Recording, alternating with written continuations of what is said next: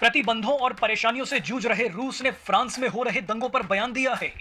रूस ने दुनिया को ऐसा ताना मारा है जिसकी चुभन कई देशों को होगी। वैसे फ्रांस पर रूस के बयान से भारत जरूर खुश होगा। हम बड़ी तनकीद करते हैं जी इंडिया ने के अंदर से जी कि इंडिया इस्लामिस्ट इस्लामिज़्म मैं इंटरनेशनल मीडिया भी देखता रहा। लार्जली किसी ने ब्रैकेट करने की कोशिश नहीं की इसको कि ये मुसलमान कर रहे हैं या इस ये बेशर्म इस्लामिक रूलर से ज़्यादा कोई नहीं रहा, जिन्होंने अपने हरम भरे हैं, जिनका कोई रूल्स रेगुलेशन नहीं होता था जंगों में भी। तो ज़रा आप जोड़ के देखें कि जो कुछ इंडिया में आज हुआ है या कुछ लोगों को शिकवा है कि मुसलमानों के साथ ये हो गया, वो हो गया, उनको ये नज़र नहीं आ रहा कि मुसलमान जो है वो कितनी बड़ी एक रिस्पेक्टेबल और प्रिविलेज किस्म की पोज़ीशन में इंडिया के अंदर रहे हैं। जब मोदी साहब जो हैं वो दौरे अमेरिका के ऊपर गए, ये वही मोदी साहब हैं जिसका दाखिला अमेरिका की हुकूमत ने बंद कर रखा था और उनको टेररिस्ट डिक्लेयर करके अमेरिकन वीज़ा जारी करने से इनकार कर दिया था। वो आज ऐसे दूध के धुले हो गए हैं कि वहाँ उनके लिए इस्तकबाल के लिए तालियां बजाई जाती हैं खड़े होकर। तो इमेजिन करें कि अगर फ्रांस की सोसाइटी बड़ी लिबरल सेकुलर सोसाइटी है, वो पूरी ज़िंदगी उनको पता ही नहीं है नकाब क्या चीज़ है। आप जाते हैं लोग यहाँ पे जाके नकाब कर लेते हैं, अपना चेहरा ढाँप लेते हैं और कहते हैं हमने आपको दिखाने नहीं है। चलिए अब आपको बताते हैं कि कैसे रूस ने भारत की तरफ से भी कई पश्चिमी देशों को आईना दिखाया है। आप अंदाजा लगाइए कि ऐसे दंगे अगर भारत में हो जाते तो विदेशी मीडिया भारत का जीना मुश्किल कर देती। कई एनजीओ, सोशल मीडिया इन्फ्लुएंसर्स और ह्यूमन राइट्स की दुकान चलाने वाले भारत पर सवाल खड़े कर देते। लेकिन मजे की बात देखिए कि ये सभी फ्रांस और यूरोप में हो रहे दंगों पर खामोश हैं।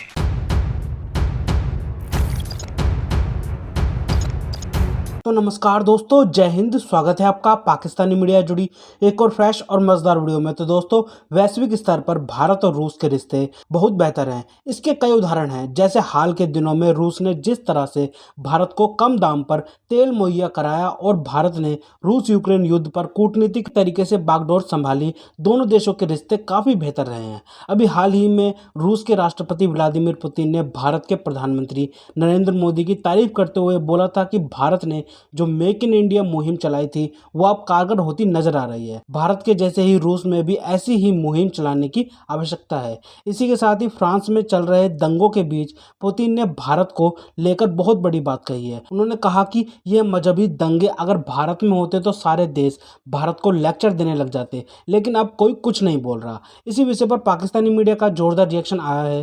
पाकिस्तानी मीडिया अपने डिबेट शोज में चर्चा कर रही है कि जिस फ्रांस ने मुस्लिम शरणार्थियों को रहने को जगह दी, आज वही तबाही मचा रहे हैं। हम जहां जाते हैं वहां अपना मजहबी कानून थोपना चाहते हैं। अब वेस्ट ने भी हमें आईना दिखाना शुरू कर दिया है। तो दोस्तों, देखते हैं इस विषय पर पाकिस्तानी मीडिया और क्या बोल रही है अपने डिबेट शोज में, उनका कैसा रिएक्शन है इस टॉपिक पर। तो दोस्तों, ज़्यादा समय बर्बाद ना करते हुए हम शुरू करते हैं इस वेरी इंटरेस्टिंग और मज़ेदार वीडियो को। आप जल्दी से हमारे यूट्यूब चैनल को सब्सक्राइब कर दीजिएगा। इनका क्या कंट्रीब्यूशन है फ्रांस की सोसाइटी में पिछले 200 साल में? कंट्रीब्यूशन जिनका है, वो मैं फॉर एग्जांपल आज सुबह भी मैं कहीं बात भी कर रहा था कि 50% जो फ्रांस की आबादी है वो कहते हैं हमारा कोई रिलीजन नहीं है।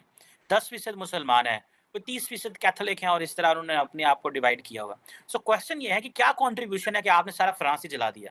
और मैं देख रहा था फॉर एग्जांपल हम बड़ी तनकीद करते हैं जी इंडिया ने के अंदर से जी कि इंडिया इस्लामिस्ट इस्लामिज़्म मैं इंटरनेशनल मीडिया भी देखता रहा। लार्जली किसी ने ब्रैकेट करने की कोशिश नहीं की इसको कि ये मुसलमान कर रहे हैं या ये एक या वो जो लड़का नहल था वो मुस्लिम था, अल्जीरियन नेशनल था, किसी लार्जली नहीं किया इसको। लेकिन क्वेश्चन ये है कि एक बेशक लोगों के दिमाग में सवाल आता है कि जहाँ पे मुसलमान होंगे वो ऐसे क्यों कर रहे हैं? कि वो इस तरह क्यों जलाते हैं, क्यों गिराते हैं, क्यों मारते हैं? हमने यहाँ तो देखा है कि अमेरिका में भी देखा है हमने ब्लैक लाइव्स मैटर के नाम से, वहाँ पे भी हमने बहुत दफ़ा देखा है कि वो उठते हैं और जला देते हैं, मारते हैं, कत्ल करते हैं। लेकिन एथनिक ग्रुप्स में अगर ये चीज़ हो रही है और इसी तरह मज़हबी जो ग्रुप हैं, वो भी इस तरह की ये चीज़ कर रहे हैं। तो इस दफ़ा पाकिस्तान में तो चलो मैं नहीं इस पर ज़्यादा बात करना चाहता क्योंकि हमने माज़ी में बड़े इसके जिस तरह के रिस्पॉन्स दिए हैं, हम अपने घर जला लेते हैं, अपनी प्रॉपर्टीज़ डैमेज कर देते हैं, हम अपने आप को ही जो है वो मार लेते हैं। हमारे बहुत सारे लोगों ने फ्रांस के अंदर जो है वो हमले करने की भी कोशिश की। मेरे साहब एक और मैं अहम सवाल इसमें करना चाहता हूँ, हमारे मुआशरा जो मुस्लिम मुआशरा है, इसके अंदर ये क्यों एक अ, एक इम्प्रेशन नहीं है कि मेरा जो क्रिटिसिज्म है, मेरी जो तनकीद है या मेरी जो ओपिनियन से डिसएग्री करना है, वो डेमोक्रेटिकली भी हो सकता है। कि मुसलमान सऊदी अरब, यूएई, कतर में क्यों प्रोटेस्ट नहीं करते और अमेरिका और फ्रांस में क्यों प्रोटेस्ट करते हैं और इस तरह के वायलेंट प्रोटेस्ट क्यों करते हैं? ये हमें क्या हम उन डेमोक्रेसीज को समझ नहीं सके, या कि मुसलमान ये छोटा ग्रुप होने की वजह से शायद ये महसूस कराने की कोशिश करते हैं कि अगर हम वायलेंट होंगे तो शायद हमारी बात ज्यादा सुनी जाएगी एज कम्पेयर टू अगर हम डेमोक्रेट होंगे। What do you make of that sir? देखें जी, बुनियादी तौर पे तो ये बात आपकी सही है कि ये जो राइट एक्सरसाइज कर रहे हैं ये वेस्ट में इसलिए कर रहे हैं कि अवेलेबल है और वेस्ट ने उनको दिया है। ये राइट सऊदी अरब में वो एक्सरसाइज नहीं कर सकते without consent of the authorities. अगर कभी हो भी, पहली बात है होता ही नहीं, लेकिन हो भी तो उनकी मर्जी के बगैर आप जुलूस नहीं निकाल सकते। या इवन पाकिस्तान जैसे मुल्क में भी अभी रिसेंट जो वाक़यात हुए हैं, जिस तरीके से ह्यूमन राइट्स वायलेशन हुई हैं, जिस तरीके से मैस लेवल पे लोगों को अरेस्ट किया गया है, रिस्ट्रिक्ट किया गया है, किसी भी मुल्क को देख लें, कोई जितने इस्लामी मुल्क हैं, ये तसव्वुर नहीं है। जिसका मतलब ये है कि आप एक तरफ तो जो फ्रीडम ऑफ एक्सप्रेशन है उससे पूरा फ़ायदा उठा रहे हैं और दूसरी तरफ उसको मिसयूज़ करके खुद अपने खिलाफ। आपने इंडिया की मिसाल दी, देखें फ्रांस में अगर 10% मुसलमान है तो इंडिया में कितना एक फ़र्क है। तो इसको ज़रा आप जोड़ के देखें कि जो कुछ इंडिया में आज हुआ है या कुछ लोगों को शिकवा है कि मुसलमानों के साथ ये हो गया, वो हो गया, उनको ये नज़र नहीं आ रहा कि मुसलमान जो है वो कितनी बड़ी एक रिस्पेक्टेबल और प्रिविलेज किस्म की पोजीशन में इंडिया के अंदर रहे हैं। I am not talking about मुगलिया दौर, मैं जो है पार्टीशन के बाद पोस्ट कॉलोनियल इंडिया की बात कर रहा हूँ कि 1947 के बाद मुस्लिम जो है they were one of the most privilege religion in India, I can tell you. इसकी मैं आपको 1000 मिसाल दे सकता हूँ। उसका पूरा स्ट्रक्चर आप देख लें कि आपकी जो है पॉपुलेशन 10% या 12% है, लेकिन आपका जो है वो सदर जो है वो मुसलमान बनेगा या वजीर तालीम मुसलमान बनेगा या वजीर खारजा मुसलमान बनेगा।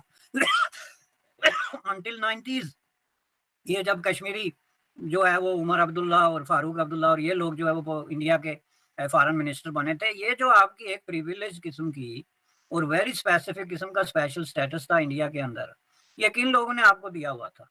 उन्हीं लोगों ने ना जो टॉलरेंस पे, इक्वालिटी पे, इंक्लूजन पे बिलीव करते थे कि भाई ये सोसाइटी जो है इसमें कई तरह के मज़ाहिब हैं, तो ये लोग जो हैं मार्जिनलाइज्ड हैं या जिस तरीके से भी इनकी रिप्रेजेंटेशन जो है उस सतह पे नहीं है तो इनको दी जाए। और ये आपने एक ड्यू हिस्से से निकल के आगे इंडिया ने इनको अकोमोडेट किया। इंडिया का पहला जो है वो वजीर तालीम जिसने सारे इंडिया के खद्दो-खाल तय किए जो है वो अबू अल कलाम आज़ाद है। तो इससे आप अंदाज़ा लगा सकते हैं कि इतना बड़ा आप एक हिस्सा जो है वो एक मुसलमान को दे रहे हैं। उसके बाद सदर कितने रहे, वजीर खारजा कितने रहे। अब ये क्या था कि बजाय इसके कि आप इस पे बिल्ड करते और आप एक कदम और आगे बढ़ के तो इस बात का एहसास करते कि इस तरह की जो सोसाइटी है जिसमें सेकुलरिज्म है, डेमोक्रेसी है, इंक्लूजन है, प्लूरलिज्म है, ये हमारे कितने मफाद में है, आपने उल्टे बांस बरेली को चलाने शुरू कर दिए। कोई कहीं पे जनाब साहब जो है फलां इमाम साहब तकरीर करना शुरू हो गए, कोई कहीं पे शुरू हो गए, जिन्होंने आग उगलनी शुरू कर दी, जिसके नतीजे में आप ये क्या समझते थे कि हिंदुस्तान में जो 1 बिलियन से ज़्यादा हिंदू हैं वो चुपके से बैठ के तो हमारे ये खताबात और लकाबात और ये जो है नेम कॉलिंग और ये गालियाँ और ये सारी चीज़ें जो है वो बर्दाश्त करते रहेंगे और बद्दुआएं और पता नहीं क्या क्या।